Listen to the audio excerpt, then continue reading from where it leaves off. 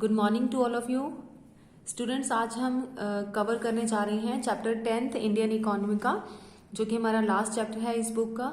तो अभी जो हमने लास्ट लेक्चर के अंदर वीडियो के अंदर जो टॉपिक्स कवर किए थे वो था कंपैरेटिव स्टेटमेंट हमें बताना था तीनों कंट्रीज की।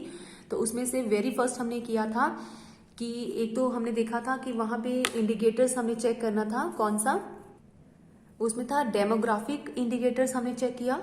फिर हमने कंपैरिजन किया था तीनों कंट्रीज का कि ग्रोथ कैसी है, तो ग्रोथ इंडिकेटर हमने चेक कर लिया।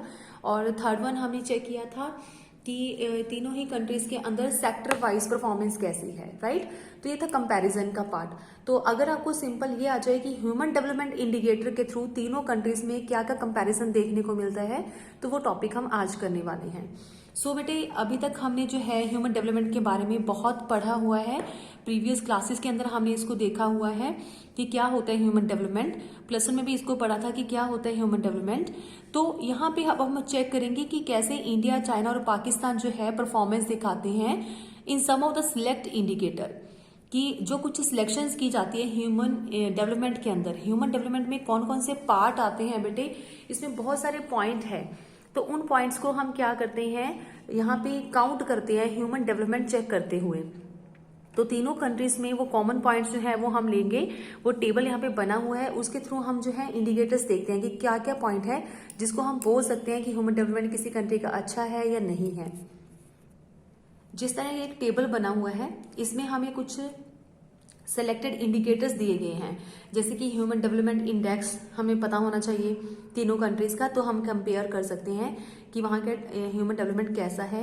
या फिर रैंक वाइज हमें देखने को मिल जाएगा HDI को, या फिर लाइफ एक्सपेक्टेंसी कैसी है, बर्थ रेट कैसा है, एडल्ट लिटरेसी रेट क्या है, GDP पर कैपिटा इनकम क्या है। सो इस तरह से बहुत सारे पॉइंट्स हैं, जैसे कि इन्फेंट मोर्टेलिटी रेट क्या है या फिर मैटरनल मोर्टेलिटी रेट क्या है, ठीक है। तो पॉपुलेशन यूजिंग इम्प्रूव्ड सैनिटेशन कितना यूज कर रहे हैं, कितने परसेंटेज लोग जो है वो सैनिटेशन का लेते हैं या कितना नहीं ले पा रहे हैं। तो वाटर सोर्स कैसा है। तो ये सारे पॉइंट जो है वो कहीं ना कहीं से हमें शो करके बताएंगे कि वहाँ के ह्यूमन डेवलपमेंट अच्छा है या नहीं है। जहाँ पे ये सारे पॉइंट्स कम या ज्यादा होंगे, जिसके अकॉर्डिंगली उनको डिसाइड किया गया है, उसी के बेस के ऊपर ह्यूमन डेवलपमेंट जो है वो सही मायने में रिपोर्ट करता है कि कौन सी कंट्री का कम है डेवलपमेंट इंडिकेटर या फिर ज्यादा है। सो उस टेबल के अकॉर्डिंगली हम यहाँ पे टेबल को ज्यादा लर्न नहीं करेंगे, हम सिर्फ इतना ही देखेंगे कि चाइना का रीड करेंगे, पाकिस्तान, इंडिया, तीनों का हम इंडिकेटर्स को हम सिर्फ देखते हैं, कहाँ का कौन सा पॉइंट कम है ये इसी पैराग्राफ में हमें समझ में आ जाएगा। सो चाइना क्या है, is moving hand of India and Pakistan. तो चाइना जो है वो आगे मूव कर रहा है, पाकिस्तान से भी आगे जा रहा है, इंडिया से भी आगे जा रहा है। So this is true for many indicators. तो ऐसे बहुत सारे इंडिकेटर्स है जो बताते हैं कि चाइना का जो है ह्यूमन डेवलपमेंट अच्छा है। कैसे, एक तो इनकम इंडिकेटर अगर हम चेक करते हैं, वो कैसे चेक किया जाता है, GDP के थ्रू। GDP पर कैपिटा अगर हम चेक कर लेते हैं तो उससे हमें समझ में आता है कि चाइना जो है वो आगे लीड कर रहा है। और proportion of population below poverty line. So यहाँ पे जो बिलो पॉवर्टी लाइन का प्रोपोर्शंस है वो काफी कम है, यानी कि जो लोग हमारे देश में तो बहुत ज्यादा गरीबी है ना, बिलो पॉवर्टी लाइन बहुत सारे प्रोपोर्शन हम काउंट करते हैं, लेकिन चाइना में कम है। और सिमिलर जो हेल्थ इंडिकेटर्स हैं, जैसे कि मोर्टेलिटी रेट को अगर हम चेक कर लें, ठीक है, तो वो भी कम है चाइना के अंदर। या फिर अगर हम वहां पे असेस टू सैनिटेशन देखेंगे तो लोगों के पास काफी सुविधाएं पहुंच गई हैं सैनिटेशन की, लिटरेसी भी अच्छा है, लाइफ एक्सपेक्टेंसी भी ठीक है, और मेलन्यूट्रिशन जो है वो भी सही है, यानी कि कहाँ पे, चाइना के अंदर। तो थोड़ा सा इसको चार्ट के ऊपर चेक करते हैं कि ये जो बातें हमें देखने को मिल रही है वो चार्ट में हमें शो हो रहा है एग्जैक्टली। तो हम समझ पाएंगे कि चाइना जो है काफी सारे इंडिकेटर के थ्रू हम हमारे देश से या फिर पाकिस्तान से आगे की तरफ जा रहा है। सो बेटे, जैसे ये लेटेस्ट हमारा एक टेबल है जो कि 2016 का डेटा लिया गया है इसके अंदर। तो इसमें हमें जैसे इन्फेंट मोर्टेलिटी रेट है, यानी कि जो नए जन्मे बच्चे होते हैं, नव शिशु होते हैं, उनका जो है बर्थ होने से पहले या बर्थ के टाइम पे डेथ हो जाती है। तो वो ऐसी कैटेगरी जो है यहाँ पे कितने हैं, यहाँ पे अगर 38 हम लेते हैं, ये जो डेटा लिया गया है हमारा, ये किस यूनिट पे लिया गया है, तो 1000 का हम यूनिट लेते हैं कि अगर 1000 बच्चे पैदा होते हैं तो इंडिया में 38 जो है वो मर जाते हैं, और चाइना में सिर्फ 9, और पाकिस्तान में भी काफी ज्यादा इसकी काउंटिंग है। तो इसी तरह से मर्टेलिटी रेट जो है, अगर जो लेडीज जो है बच्चा पैदा करती हैं और पैदा करते के टाइम पे जो मर जाती हैं उसको बोलते हैं मैटरनल मोर्टेलिटी रेट। तो वो भी इंडिया में 174 है, चाइना में काफी कम है 27, और पाकिस्तान में कितना है 178, राइट।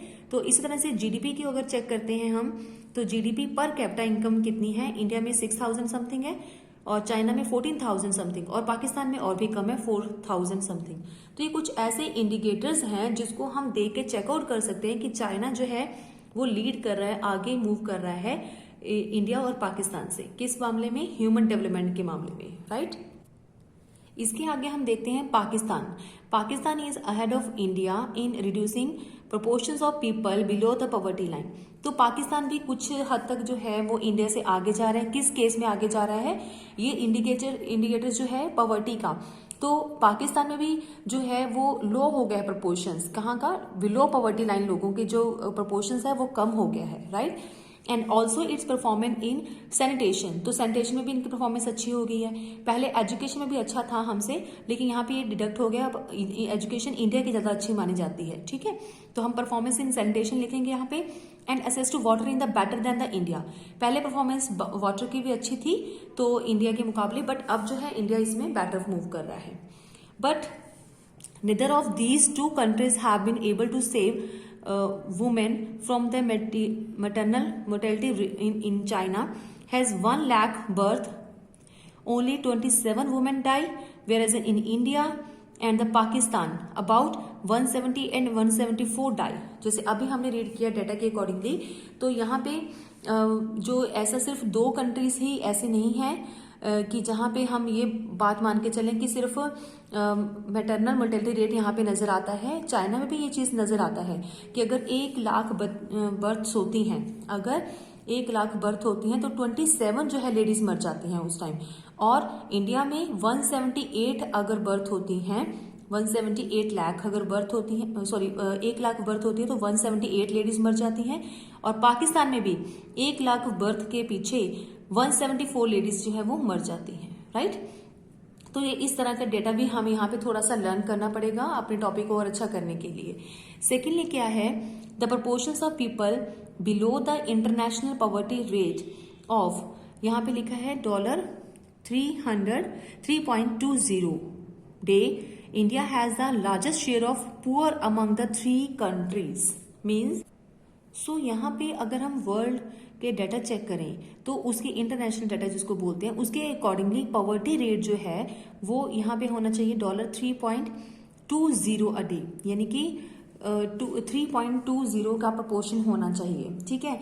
लेकिन हमारे इंडिया के अंदर इससे भी कहीं ज्यादा हमें शेयर जो है वो दिखता है, largest share of poor among the 3 countries. Pakistan, China और इंडिया में अगर कंपैरिजन करें तो सबसे ज्यादा शेयर हमें जो है वो गरीबी का कहाँ पे ज्यादा नजर में आएगा, इंडिया के अंदर नजर आता है। तो ये सारा कुछ जो है वो क्यों पॉसिबल होता है, find out for your self how these differences occur. ये सारे डिफरेंसेस क्यों क्रिएट होते हैं, वो इसी तरह से क्रिएट होते हैं क्योंकि हमारे जो इंडिकेटर्स हैं हम उसको सही मूव में नहीं लेके जा रहे हैं, ठीक है, सही तरीके से उसका जो है डेवलपमेंट नहीं कर पा रहे हैं। सो human development indicator give above the convictions, तो कुछ कन्विक्शंस जो है इसके साथ पैदा होते हैं। This occur because these are all extremely important indicators. ये सिर्फ इस वजह से ही होता है क्योंकि ये सारे के सारे जो पॉइंट्स हम बार बार रीड कर रहे हैं, mortality rate, the infant mortality rate, maternal mortality rate, GDP per capita, ये सारे जो पॉइंट्स हम रीड कर रहे हैं, all these indicators are extremely important indicators. ये बहुत ही ज्यादा काफी इंपॉर्टेंट इंडिकेटर्स हैं, but these are not sufficient. But यही इंडिकेटर काफी नहीं है किसी भी जगह को डेवलप करने के लिए, किसी भी ह्यूमन को डेवलप करने के लिए। अमंग विद दीज, इसके साथ साथ हमें क्या करना पड़ेगा, वी ऑल्सो नीड व्हाट में बी कॉल्ड लिबर्टी इंडिकेटर्स। तो इसी के साथ साथ हमें और भी अप्लाई करना पड़ेगा अपने लाइफ के अंदर, लिबर्टी इंडिकेटर्स को लेके आना पड़ेगा। क्या होता है ये लिबर्टी इंडिकेटर्स, इसका मतलब होता है the extent of democratic participation in social and political decision making. It means liberty indicator ये होता है कि हमें काफी हद तक जो है पार्टिसिपेशन करवानी पड़ेगी, लोगों की पार्टिसिपेशन होनी चाहिए सोशल और पॉलिटिकल डिसीजन मेकिंग के लिए। सामाजिक तौर पे भी और पॉलिटिकल इंटरफेरेंस में भी। तो वहाँ पे लोगों का जो है कंट्रीब्यूशन, उनके डिसीजन जो है वो काफ़ी इंपॉर्टेंट होने चाहिए, उनका डिसीजन मेकिंग होना चाहिए। इसी को हम बोलते हैं लिबर्टी इंडिकेटर्स। सो इतने इंडिकेटर्स होने के बावजूद भी, अच्छे इंडिकेटर्स होने के बावजूद भी जो कंट्रीज है वो डेवलप नहीं हो पाती। ह्यूमन डेवलप क्यों नहीं हो पाता? क्योंकि कहीं ना कहीं उनका डिसीजन मेकिंग में जो है पॉइंट कम है, यानी कि लिबर्टी इंडिकेटर कम है, राइट। सो सेकेंडली क्या है? The extent of constitutional protection given to right of citizens और the extent of constitutional protection of the independence of the judiciary and the rule of law. यानी कि यहाँ पे जो है कुछ लिबर्टी इंडिकेटर्स जो हैं उसको हम कैसे चेकआउट कर सकते हैं, उसको मेजर किया जाता है कुछ इस तरीके से। कैसे?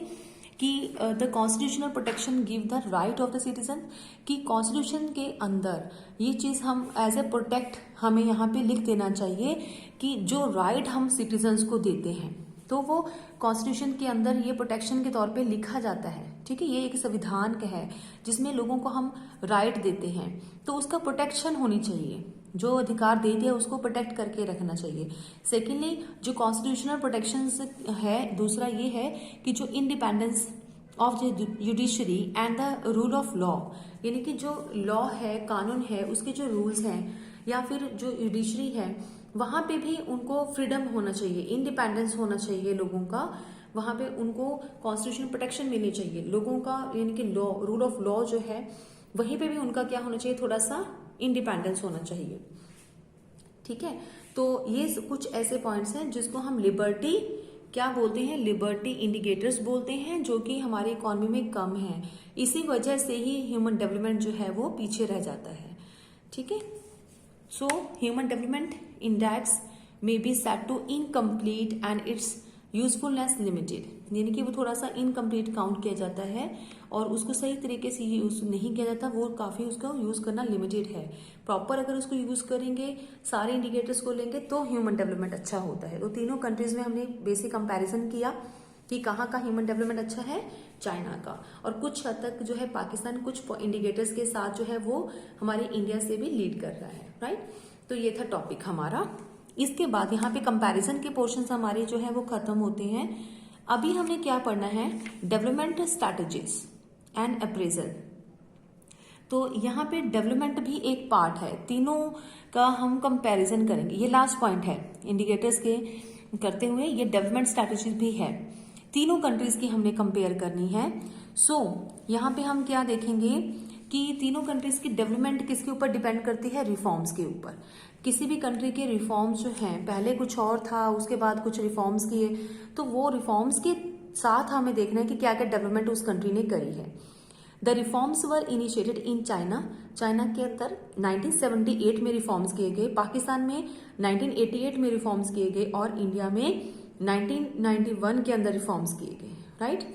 सो इसी को रिफॉर्म्स को देखते हुए it is necessary to have an understanding of the role of roots of their successes and failures. तो अब जरूरी क्या है समझना कि ये जो रिफॉर्म्स किए गए हैं इनका क्या सक्सेसेस हमें मिले, क्या फेलियर्स रहे। ठीक है, इन सबको हम स्टडी करेंगे।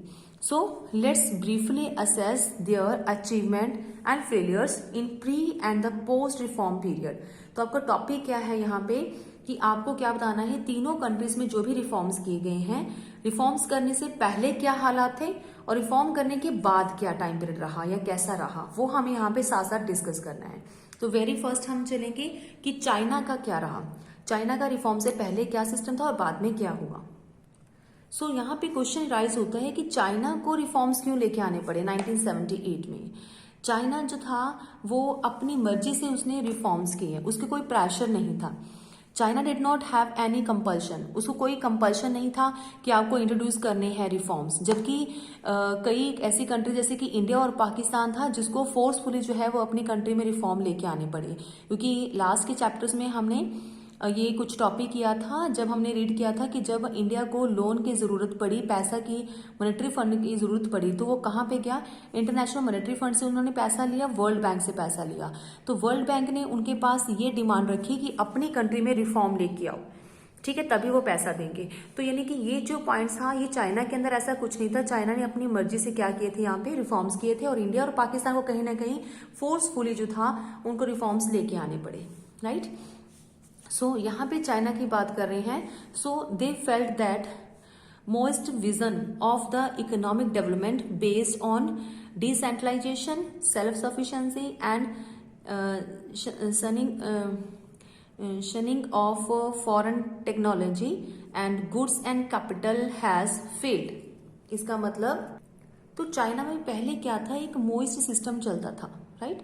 बट जो न्यू लीडरशिप थे, नया जो लीडरशिप आए थे, वो पुराने वाले मोइस्ट सिस्टम से ज्यादा सेटिस्फाई नहीं थे, क्योंकि वहां पे स्लो ग्रोथ हो रहा था डेवलपमेंट। यानी कि डेवलपमेंट तो हो रही थी, लेकिन चाइना में अच्छी तरह डेवलपमेंट नहीं हो रही थी। क्या था मोइस्ट सिस्टम के अंदर, जो मोइस्ट विजन था उसमें ये था कि एक तो डिसेंट्रलाइजेशन कर दिया, यानी कि जो काम सिर्फ पहले सेंटर का काम था, सेंटर की सरकार करती थी, लेकिन अब उसने क्या कर दिया कि स्टेट गवर्नमेंट को भी थोड़ा सा पार्ट दे दिया, लोकल अथॉरिटीज को भी उन्होंने पार्ट दे दिया कि आपने काम करना है। कुछ जो पार्ट था उनको काम का उनको सौंप दिया। सेल्फ सफिशिएंसी, और मोइस सिस्टम ये कहता था कि हमें सब कुछ खुद बनाना है, बाहर से इंपोर्ट ना करना पड़े, इसलिए हमारी कंट्री के अंदर हर चीज जो है वो प्रोड्यूस होनी चाहिए। इसमें भी उन्होंने अपना थोड़ा तेजी दिखानी चाहिए। And shunning of the foreign technology, तो फॉरेन टेक्नोलॉजी को भी साथ में अडॉप्ट कर रहे थे वो। एंड गुड्स एंड कैपिटल, ठीक है, और फॉरेन टेक्नोलॉजी के साथ साथ फॉरेन की गुड्स और फॉरेन की कैपिटल, वहां से पैसा जो थे वो भी लेके आ रहे थे। हैड फील्ड, तो इन सब कामों में क्या हो गए, वो ये सारे जो उनके थॉट थे, जो उनका विजन था, वो उस सब चीजों में फेल हो गया। कौन सा सिस्टम, जो चाइना में मोइस सिस्टम जो चल रहा था, ठीक है। तो इसके बाद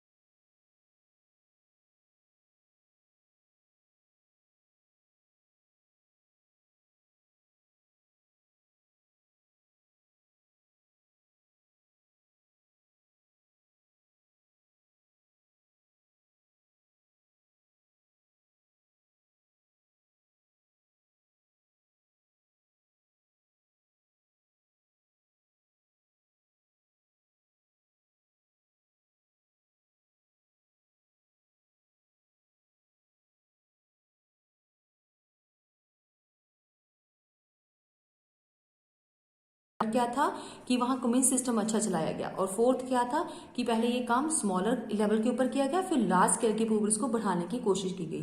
तो ये 4 रीजन है जिसकी वजह से रिफॉर्म जो था पोस्ट रिफॉर्म पीरियड के अंदर जो था काफी हमें एक्सपेंशन जो है वो एक्सटेंड जो है वो देखने को मिला चाइना के अंदर, राइट। अब हम करते हैं बेटे पाकिस्तान के बारे में बात, ठीक है।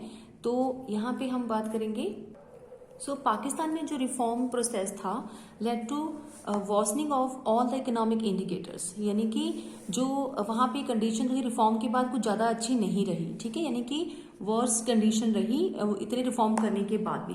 We have seen in an earlier section that comparison अगर हम करते हैं to 1980s the growth rate of GDP and its sectoral constituents have fallen in the 1990s। अगर हम ये चेकआउट करते हैं जीडीपी को, पिछले सेक्शन में हम ये कवर किया था कि जीडीपी ग्रोथ कैसा था तीनों कंट्रीज का, तो 1980s में अगर ग्रोथ रेट ठीक था जीडीपी का तो उसको हम सेक्टर वाइज अगर हम चेक कर सके हैं, कॉन्स्टिट्यूएंट्स हम देख लिए हैं, तो वो 1990 में क्या था वो जीडीपी डाउन हो गया, यानी कि जब रिफॉर्म्स की बात है तो वो क्या हो गया उस टाइम जीडीपी बढ़ने की बजाय थोड़ा सा कम हो गया, राइट। तो ये एक पॉइंट था।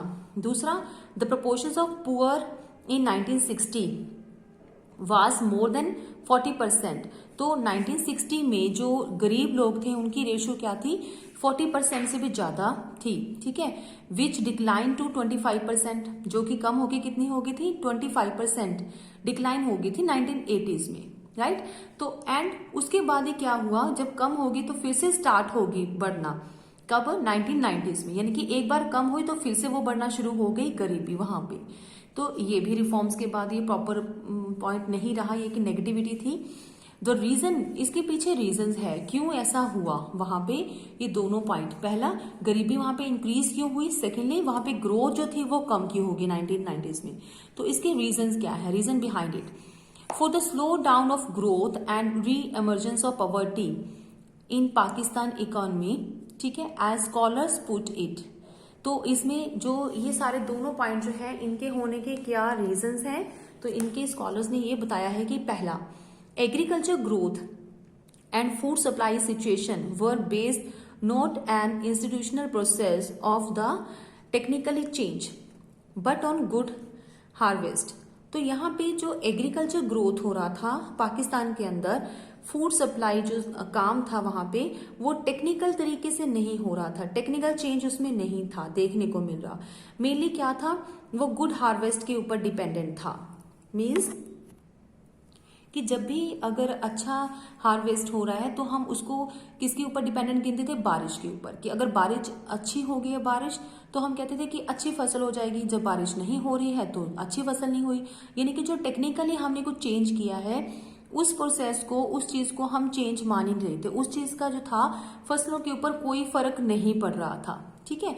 When there was a good harvest the economy was in good condition, when it was not the economic indicators showed stagnation और द नेगेटिव ट्रेंड्स। तो उस टाइम बोला जाता था कि नेगेटिव ट्रेंड हो रहा है, इकोनॉमिक कंडीशन अच्छी नहीं है।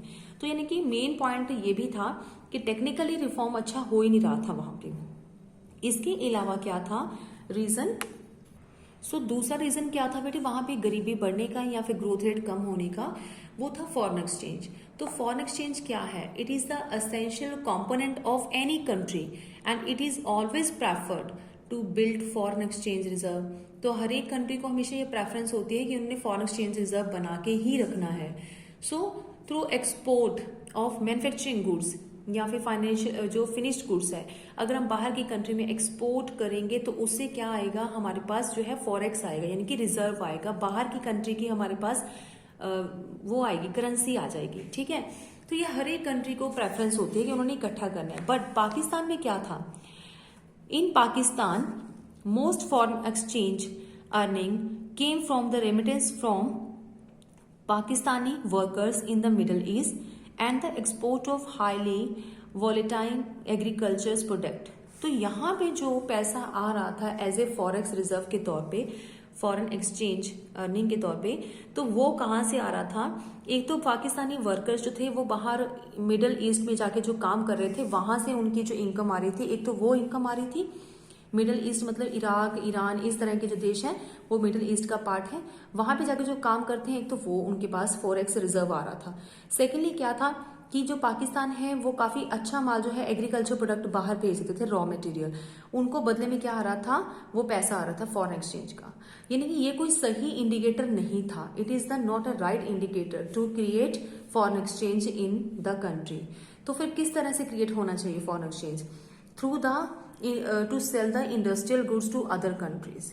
तो यहाँ पे मैन्युफैक्चरिंग गुड्स को वहां पे ज्यादा बेचना चाहिए। जो इंडस्ट्रीज इन पाकिस्तान के बनाएगी वो प्रोडक्ट बाहर की कंट्री में सेल होना चाहिए। वहां से उसके बदले में जो फॉरेक्स रिजर्व आएगा, that is the proper indicator to create the foreign exchange. तो एक तो ये भी पॉइंट वहां पे नहीं था, ठीक है। सो उसके बाद क्या था, there was also growing dependence on the foreign loan on the one hand. और तीसरा रीजन ये भी था वहां पे वो दोनों इंडिकेटर्स होने का, गरीबी कम होने का और गरीबी बढ़ने का, और साथ में जीडीपी कम होने का, कि वहां के जो लोग थे या वहां जो पाकिस्तान था वो ज्यादातर फॉरेन लोन के ऊपर ही डिपेंडेंट रहता था। एक साइड तो ये काम था, दूसरा कि वो अगर उनको फॉरेन लोन वापस करना है, पे करना है, तो उस लोन को पे करने में भी उसको डिफिकल्टी जो थी वो इंक्रीज होती जा रही थी कॉन्टिन्यूसली। यानी कि वो जो लोन है, डेट है, उसको क्लियरली उनको पे भी नहीं कर पा रहे थे। तो ये भी तीसरा रीजन था। इसीलिए वहां पे जो रिफॉर्म्स की कंडीशन अगर हम बोलें तो वो वर्स्ट कंडीशन गिनी जाती है। इनकी प्रॉपर तरीके से रिफॉर्म वहां पे अप्लाई नहीं हुए, प्रॉपर डेवलपमेंट वहां पे नहीं हुई उस इकोनॉमी की, राइट। तो ये था बेटे पाकिस्तान और चाइना का, कि हम यहाँ पे पढ़े थे डेवलपमेंट स्ट्रक्चर या स्ट्रेटेजीज क्या रही है वहां पे दोनों कंट्रीज की, ठीक है, ये टॉपिक है। और तीसरा हमें इंडिया का भी बताना पड़ता है अगर ये टॉपिक आ जाए। आपको इतना टॉपिक तो लर्न करना ही है, साथ में इंडिया का आपको अभी तक जो बुक हमने इंडियन इकोनॉमी की रीड की है वहां पे हमने पूरा टॉपिक कवर कर लिया है कि इंडिया की सिचुएशंस हमारी कैसे थी। रिफॉर्म से पहले क्या रहा है, ब्रिटिशर का टाइम था, रॉ मटेरियल बाहर जा रहा था, टैक्स ज्यादा लगा रहे थे, इस तरह का, ठीक है। तो रिफॉर्म के बाद क्या रहा है, तो बहुत सारे हमने लिबरलाइजेशन कर दिया, प्राइवेटाइजेशन कर, एंड सो ऑन। तो ये सारा टॉपिक हम अच्छे से कवर कर चुके हैं। तो वो सारा पार्ट हमारा आ जाएगा। अगर आपको ये कंसेप्ट आता है तो तीनों कंट्रीज का आ जाएगा।